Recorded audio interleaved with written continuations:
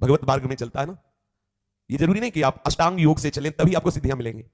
आप भजन मार्ग में चल रहे हैं, भक्ति मार्ग में चल रहे हैं, यदि आपके अंदर इन सिद्धियों की प्राप्ति की चाह हो तो बहुत जल्दी सिद्धियां मिल जाए। यदि कोई अपराध ना बनने पावे, शास्त्र विपरीत आचरण ना होने पावे, रजोगुण तमोगुण का नाश करते हुए जब सतोगुण बढ़ता है हृदय में, तो सिद्धियां अपने आप प्रकाशित होने लगती हैं। बहुत साधारण बात है सिद्धि प्राप्त करना, बहुत साधारण बात। लोगों को लगता है कि छोटे मोटे चमत्कार बहुत कठिन है, बड़ी महिमामयी बात है कि वो तुम्हारे मन की बात जाए, कोई खास बात नहीं। ये बहुत प्रारंभिक दशा में सब सिद्धियां आने लगती हैं, लेकिन जिसका लक्ष्य हो जाता है ब्रह्मबोध या भगवत प्रेम, उसके हृदय में सिद्धियां फटकने भी नहीं पाती, गुरु कृपा की कवच में सुरक्षित आगे बढ़ता चला जाता है।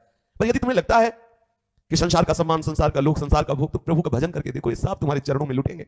शास्त्रों में वर्णन आया है कि जो पूर्ण एकाग्रता से सात्विक आहार विहार करते हुए नाम जप करता है, उसके अंदर सिद्धियां प्रकाशित होने लगती हैं। महामहिमामयी अणिमा, महिमा, लघिमा, प्राप्ति और प्रकाम्य, ईशिता, वशिता, ख्याति, ये 8 सिद्धियां सदैव प्रभु के चरणों के समीप करबद्ध खड़ी रहती है, वो भक्त की सेवा में आने लगती है। अनुर्मी, ये सिद्धि जिसके हृदय में प्रकट होती है, उसे ना तो कभी भूख परास्त कर सकती है, ना प्यास परास्त कर सकती है, ना शोक, ना मोह, ना जरा, ना मृत्यु, इन पर वो विजय प्राप्त कर लेता है। जो प्रभु के चरणारविंद का आश्रय लेके भजन करता है, पर कामना है, तो उसके अंदर ये अनुर्मी नाम की सिद्धि प्रकट होती है। देखो कैसी महिमामयी है, चाहे जितने दिन भोजन न मिले वो कभी भूख से व्याकुल नहीं हो सकता। 70 दिन तक बालक ओम प्रकाश जी ने ना अन्न ग्रहण किया, ना कोई फल फूला, लेकिन आप प्रसन्न मुद्रा में भगवत स्मरण परायण रहे। और कितने से भक्तों के चरित्र आते हैं। भूख की व्याकुलता स्पर्श नहीं कर सकती उसके हृदय में, प्यास की व्याकुलता स्पर्श नहीं कर सकती, ना तो कोई शोक उसे छू सकता है, ना मोह छू सकता है, ना बुढ़ापा और ना मृत्यु, ये उसको दुख नहीं पहुंचा सकते हैं।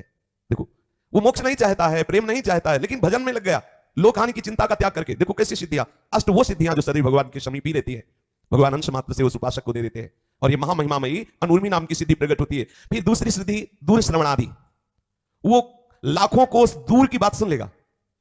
अगर सुनना चाहे, अमेरिका में समय वो अमुक है, वो क्या बात कर रहा है, यहां से सुनाई देगा, बैठे बैठे बैठा यहां है, और एक एक बात उसकी सुनाई दे रही। ये सिद्धि कहीं से किसी की भी बात वो सुन सकता है कि आप क्या बात कर रहे हैं, जिधर वो ध्यान देगा उधर पूरी बात उसे सुनाई देगी। जैसे हम आपसे बात कर रहे हैं ऐसे उसको सुनाई देगा, जहां की बात, लोक लोकांतर की, जहां की सुनना चाहेगा उसे दूर श्रवणादि, ये सिद्धि प्राप्त होने पर कहीं कुछ भी सुन सकता है, किसी की भी बात सुन सकता है।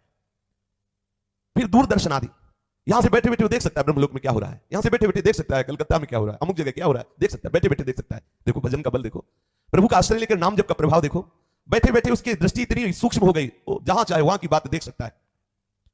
मनोजव सिद्धि, वो मनोजव सिद्धि को प्राप्त हुआ उपासक जिस शरीर में चाहे उसमें प्रवेश पा सकता, जिस शरीर में उसके हृदय में भावना हुई कि मैं उस शरीर में, तो उसी के मन में प्रवेश कर गया, जिस शरीर में चाहे उस शरीर में। जैसे भगवान शंकराचार्य एक राजा के शरीर में प्रवेश होकर काफी दिन तक राज भोगों का अनुभव किया, उत्तर देने के लिए कि क्या होता है किसी के भी मन में। एक प्रसंग आता है योग वासिष्ठ में, श्री जनक जी के हृदय में एक योगिनी प्रवेश की, बहुत भजन परायण थी। जनक जी भी पहुंचे हुए महापुरुष, जीवन मुक्त महापुरुष, उन्होंने कहा कि तुम मेरे हृदय में कैसे आ गई, यद्यपि बाहर भी सिंहासन में बैठी थी और अंदर उनके हृदय में बैठ गई जाके, स्त्री शरीर, भजन परायण और सिद्धियों को प्राप्त किए हुए। तो उसने कहा हम एकांत से भी तपस्वी जन है, जहां एकांत होता है वो हमारा आसन होता है, तुम्हारा हृदय एकांत, इसलिए मैं आके बैठ गई। ये देखो जनक जी के हृदय में जाके बैठ, ये मनोजव सिद्धि। मनोवेग से जहां जाना चाहे वहां पहुंच जाए, जहां जाना चाहे, किसी के हृदय में जाना चाहे, दूर देश में संकल्प किया तत्काल पहुंच गया। मन जैसे अपना मन में सोचा तो जहां सोचा वहीं शरीर पहुंच गया। लो न टिकट की जरूरत है, न पास करवाने की जरूरत, जहां जहां जाना चाहे लोक लोकांतरों में। ये भजन का प्रभाव। मनोजव सिद्धि को प्राप्त चित्रलेखा जी ने पलंग सहित अनिरुद्ध जी को उठा लिया और ला करके बाणासुर के महल में विराजमान किया और कहा सखी यही थे, ला बोले यही थे। ऐसा देखो कितनी बड़ी सिद्धि भगवान के चतुर्व्यूह अवतार में, जैसे राम लक्ष्मण भरत शत्रुघ्न, तैसे ही वासुदेव संकर्षण प्रद्युम्न और अनिरुद्ध। ऐसी महामयी मनोजव सिद्धि को उपासक प्राप्त कर लेता है। काम रूपी सिद्धि, वो जो रूप चाहे वो धारण कर सकता है, जो रूप चाहे, जैसा रूप चाहे वैसा वो रूप धारण कर सकता है इस काम रूपी सिद्धि की प्राप्ति होने पर का है प्रवेश, वो भले शरीर छोड़ा हुआ कोई शरीर है उसमें अर्थात मुर्दे शरीर में प्रवेश कर जाना या जीवित शरीर में प्रवेश कर जाना, ये पर का है प्रवेश की सिद्धि प्राप्त हो जाती है। जो सात्विक भाव थे, स्वच्छंद मरण, जब चाहे तब शरीर छोड़े, ना चाहे तो ना छोड़े, ये कोई भगवत प्राप्ति वाली बात नहीं है। चांगदेव नाम का एक महात्मा 1400 वर्ष का, ये कोई सतयुग त्रेता की बात नहीं, महाराष्ट्र में श्री ज्ञानदेव जी महाराज के दर्शन करने आया, सिंह पे बैठ के सांप की चाबुक लेकर के। ऐसा तो इसका तात्पर्य है कि इस स्वच्छंद मरण सिद्धि को प्राप्त है, लेकिन ना तो उसके अंदर विशुद्ध बोध है ना भगवत प्रेम है। श्री ज्ञानदेव जी के आगे उसका धूल दूसरी तो गया सब अहंकार सिद्धियों का। और देखो भजन का प्रभाव देखो, चबूतरे में बैठे थे श्री ज्ञानदेव जी महाराज, तो पता चला कि योगी मिलने आ रहा है, तो चबूतरे से कहा चलो, तो चबूतरा चल दिया। और उसके होश उड़ गया कि मैं तो चैतन्य शेर को अपने बस में करके ला रहा हूं, सांप की चाबुक, ये तो जड़ चबूतरा चल दिया। भजन का प्रभाव।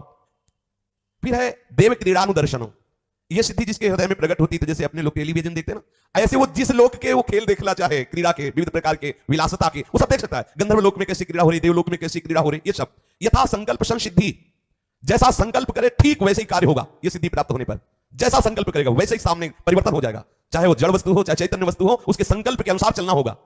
यह सिद्धि प्राप्त हो जाती है। अप्रतिहत गति, उसकी आज्ञा को कोई उल्लंघन नहीं कर सकता। जिसके अंदर सिद्धि, जो आज्ञा करेगा उसका पालन ही करना पड़ेगा, बलात् करना पड़ेगा। उसकी गति को कोई रोक नहीं सकता। यह सिद्धि जिसके हृदय में अप्रतिहत गति प्रकट होती है। त्रिकालज्ञता,